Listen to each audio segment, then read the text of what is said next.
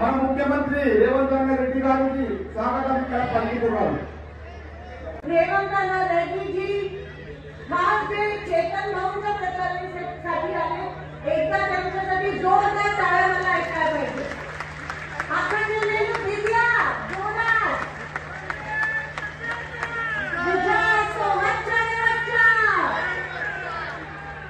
उपस्थित आदरणीय आपल्या सगळ्यांचे मार्गदर्शक आदरणीय शिंदे साहेब, आदरणीय चेतन भाऊ गलटेजी, आदरणीय यदुलाल सर, आदरणीय नेमकाजी उपस्थित सर्व व्यासपीठ माझ्या आकाशचे रेणू मित्र आणि उपस्थित सर्व मान्यवर कालपुरीजी, रेवंतांना खास आज आपल्यासाठी माझे तर्फे हिरो आहे।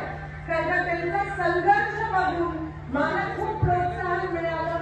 ज्या पद्धतीत त्यांनी वन मॅन शो तेलंगणामध्ये त्यांचा आहे।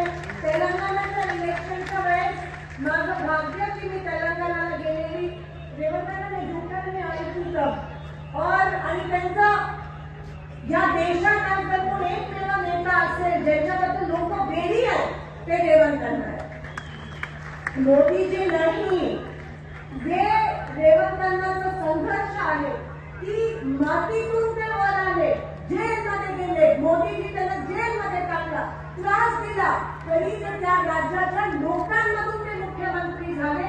हा खरा संघर्ष आहे।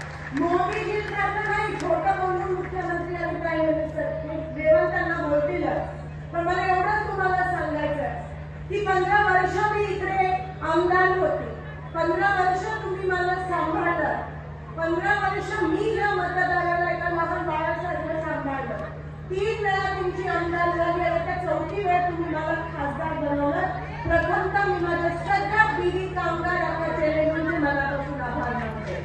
मला नेहमी विचारतात की ताई तुम्हाला प्रोत्साहन आणि बाकीच्या वेळेस चारू पोहा बनवतात, एवढे कष्ट करतात तुमच्याकडे बघून मला प्रोत्साहन मिळतं आणि म्हणून ते 15 वर्ष आमदार होऊ शकते।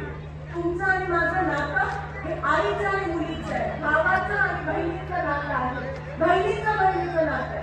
हे नातं काही पैसे देऊन नाही मिळत, हे नातं विकत घेऊन नाही मिळत, हे नातं 15 वर्ष जगून ठेवावं लागतं।